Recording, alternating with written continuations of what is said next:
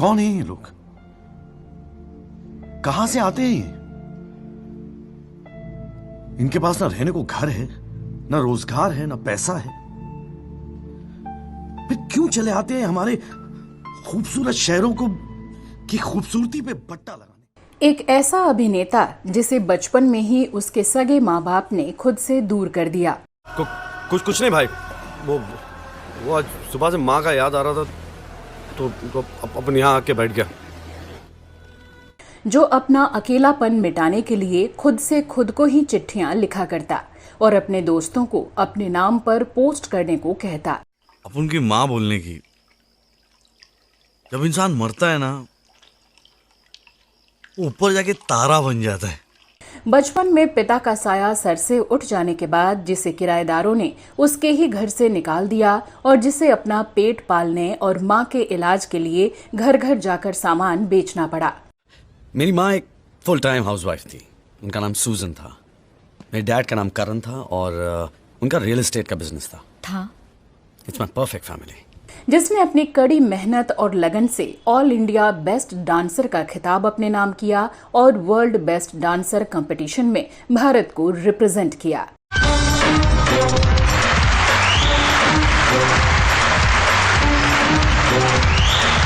बचपन में अपने माँ बाप के प्यार से महरूम रहे इस एक्टर से बड़े होने पर अभिनेत्री जया बच्चन ने कुछ ऐसा कहा कि ये उन्हें अपने माँ बाप से भी बढ़कर मानने लगे। देखा ना राजा साहब, यही होता है। जेब में जरा सा छेद हो जाए ना तो सिक्कों से पहले रिश्ते गिर जाते हैं।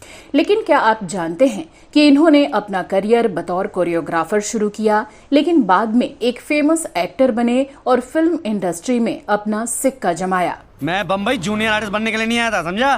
स्टार बनने के लिए आया था, स्टार। और ये जूनियर सीनियर है ना, आर्टिस्ट में होता है, स्टार में नहीं होता है। जूनियर आर्टिस्ट एक एक पिक्चर का कम से कम 5 करोड़ लूंगा मैं, एक पैसा कम नहीं लूंगा। क्या आप मानेंगे कि एक एक्टर के तौर पर करियर स्टार्ट करने के बाद इन्हें अपनी पहली सोलो हिट फिल्म के लिए करीब 17 साल का लंबा इंतजार करना पड़ा। साल भर और ये केस चलने दीजिए और मैं दावे के साथ कहता हूँ कि राजपाल साहब ये साबित कर देंगे कि ये आदमी सदाकांत मिश्रा नहीं बल्कि शाहरुख खान है, और लैक ऑफ एविडेंस के बिना पे आपको ये बात माननी ही पड़ेगी। और क्या आप यकीन करेंगे कि आज जिस famous controversial show big boss को सलमान खान होस्ट करते हैं, इसके पहले होस्ट ये ही एक्टर थे। वो वक्त, वो लम्हा, वो घड़ी जिसका हम सबको बेसब्री से इंतजार है, वो बहुत करीब आ गई है। पूरा हिंदुस्तान ये जानना चाहता है कि इन दोनों में से कौन जीते। तो हम चलते हैं घर के अंदर और देखते हैं कैरल और राहुल का क्या हाल है। तो कौन थे ये शख्स जिनकी जिंदगी किसी फिल्मी कहानी से कम नहीं रही? बताएंगे इनके बारे में और भी बहुत कुछ। आप बने रहिए हमारे साथ।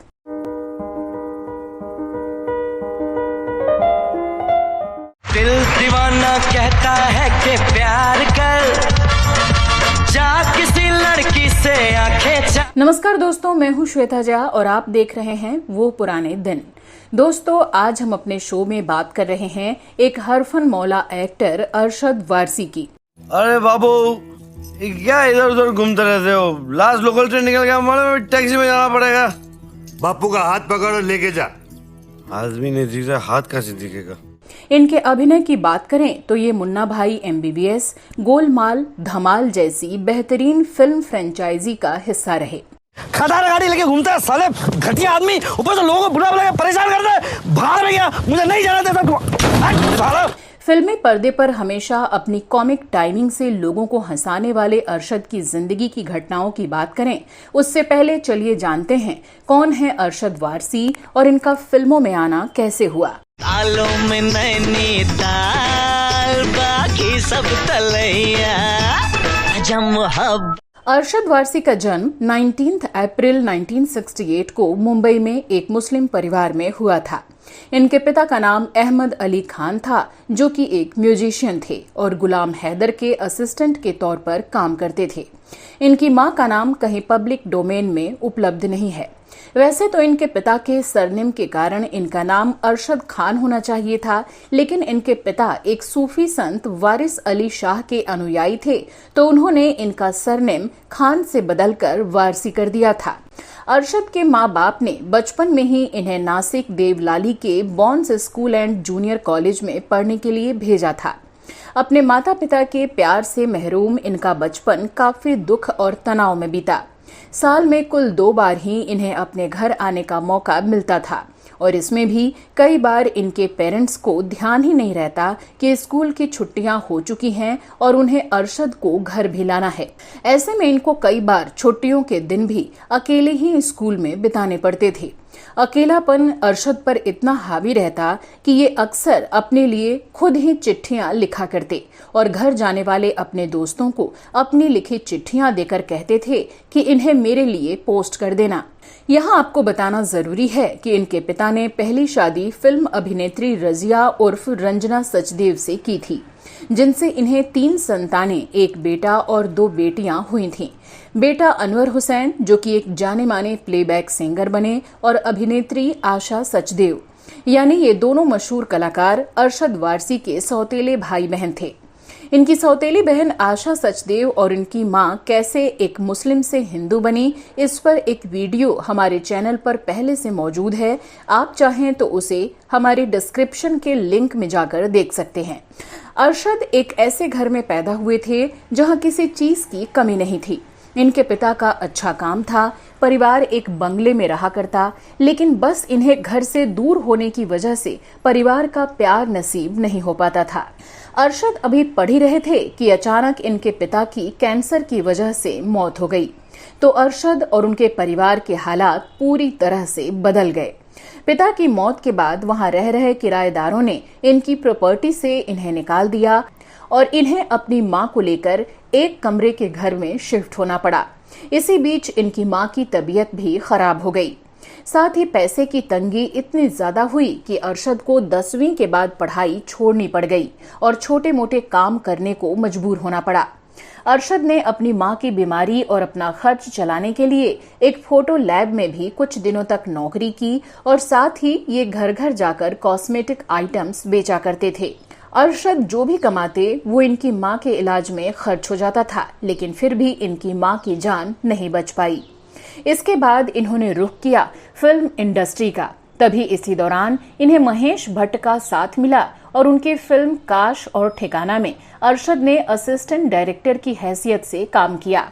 इंसान चाहे अमेरिका में पैदा हो या साउथ अफ्रीका में पैदा हो, क्या फर्क पड़ता है? हिंदुस्तानी का दिल आखिर हिंदुस्तानी होता। जिस दौरान ये महेश भट्ट को असिस्ट कर रहे थे, उसी समय अक्सर इनकी मुलाकात सेट पर मौजूद महेश भट्ट की बेटी पूजा भट्ट से होती थी और कहा जाता है कि इन मुलाकातों में इनकी पूजा भट्ट से अच्छी बनने लगी और दोनों एक दूसरे को डेट करने लगे। फिल्मी जानकार अरशद वारसी को पूजा भट्ट का पहला बॉयफ्रेंड भी बताते हैं। इसके बाद इनका डांसिंग में रुझान बढ़ने लगा और इन्होंने अकबर सामी की डांस क्लास ज्वाइन कर ली। इसी दौरान इन्होंने एक फिल्म आग से खेलेंगे में बतौर बैकग्राउंड डांसर काम भी किया।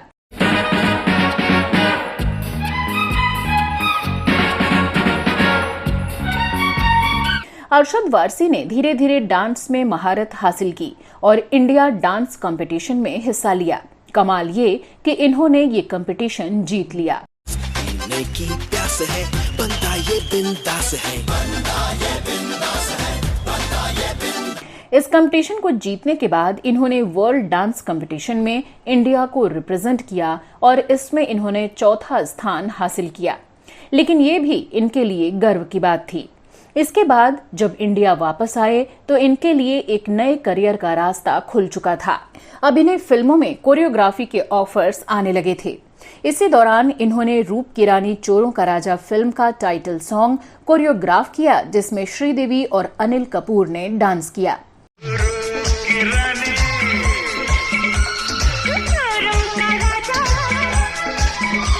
अरशद वारसी इधर फिल्मों में बतौर कोरियोग्राफर काम करने लगे थे। तभी एक दिन इन्हें जया बच्चन का फोन आया और इन्हें मिलने के लिए बुलाया। ये मिलने पहुंचे तो जया जी ने इन्हें अपनी फिल्म तेरे मेरे सपने में एक्टिंग करने का ऑफर दे दिया। अरशद तो पहले काफी देर तक ये सोचते रहे कि शायद जया बच्चन इनके साथ कोई मजाक कर रही हैं या किसी गलतफहमी में इन्हें बुला लिया है। लेकिन जब जया ने इनके सामने कॉन्ट्रैक्ट पेपर्स रखे तो इनकी खुशी का ठिकाना नहीं रहा। उस वक्त जया बच्चन ने इनसे कहा था कि मैं जानती हूँ कि तुम अपना दर्द छिपाकर लोगों को हर वक्त हंसाते रहते हो, इसीलिए मैं तुम्हें इस फिल्म में लेना चाहती हूँ। उसी दिन से अरशद वारसी के दिल में जया बच्चन के लिए इज्जत कई गुना बढ़ गई और इनकी आंखों में आंसू आ गए। यही वो समय था जब इन्होंने जया बच्चन को अपने माँ बाप से भी ऊपर का दर्जा दे दिया और इन्हें भगवान की तरह पूजने लगे। कौन अपनी माँ से प्यार नहीं करता? मेरी माँ तो। क्या हुआ? नहीं कुछ नहीं, माँ याद आ गई। अब जल्दी से मुझे हंसा दो, नहीं यहीं रो पड़ूं। इस तरह साल 1996 में अमिताभ जया के प्रोडक्शन ABCL में बनी फिल्म तेरे मेरे सपने में बतौर एक्टर ये इनकी पहली फिल्म रही। देख के हमको ये कहते हैं लोग, लग गया हमको ये। इस फिल्म में इनके काम की काफी तारीफ हुई और फिल्म का इनका गाना आंख मारे उस साल का चार्ट बस्टर सॉन्ग बन गया। आंख मारे ओ लड़की आंख मारे, दिल धड़काए। इसके बाद इनके पास फिल्मों के कई ऑफर्स आने लगे और इन्होंने कई फिल्में भी की, लेकिन अफसोस उनमें से ज्यादातर फिल्में सफल नहीं हो सकीं।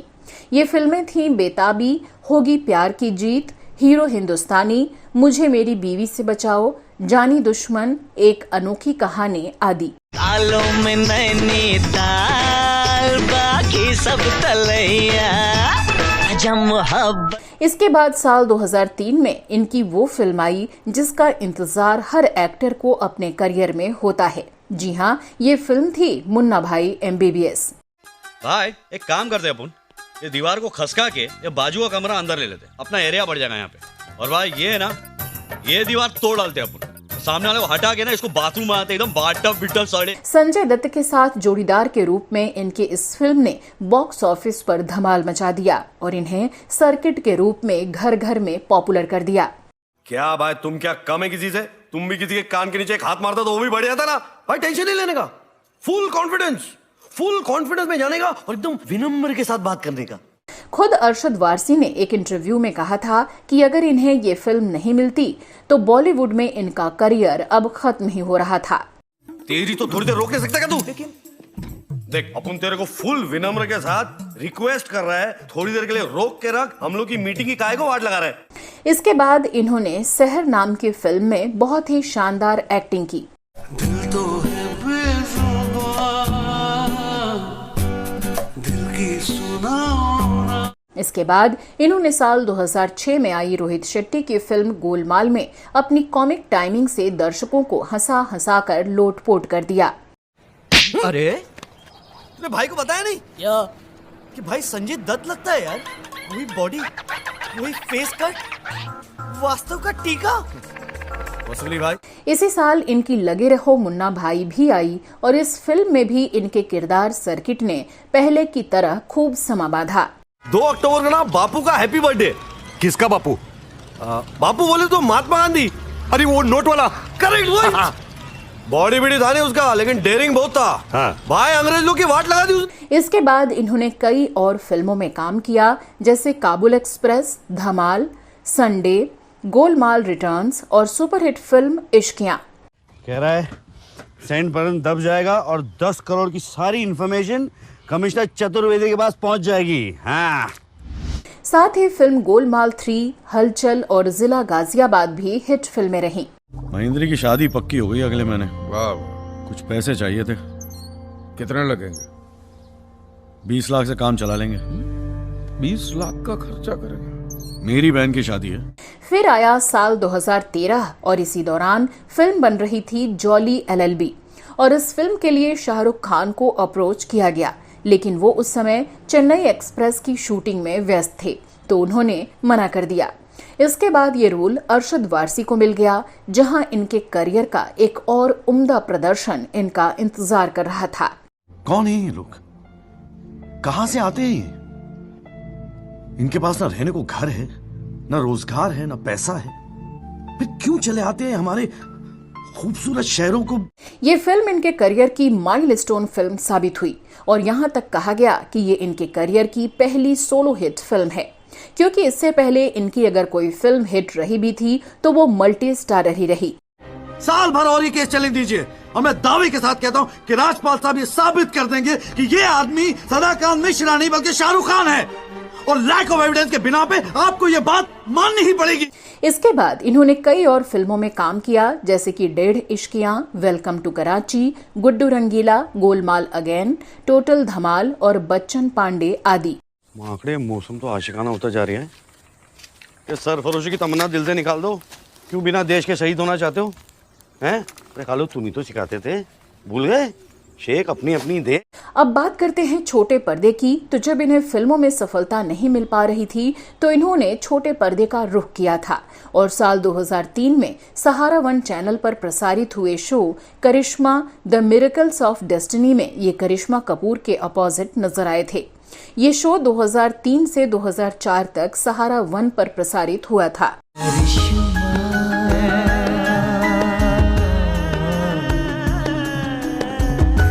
साल 2004 में अरशद ने स्टार गोल्ड के अवार्ड शो सबसे फेवरेट कौन को भी होस्ट किया था।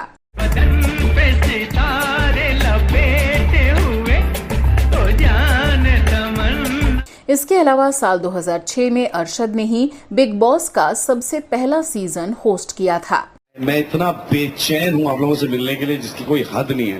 मेरे ख्याल से आपके माँ बाप उतने बेचैन हैं जितना मैं हूँ। आप लोगों को क्या लग रहा है इस वक्त, कैसा क्या हो रहा है दिल के अंदर आपके? साल 2010 में इन्होंने डिज्नी चैनल के शो ईशान सपनों को आवाज दे में भी एक कैमियो किया था। अगर बात करें OTT प्लेटफॉर्म की तो साल 2020 में आई इनकी वेब सीरीज असुर में इनके दमदार अभिनय को दर्शकों ने खूब पसंद किया।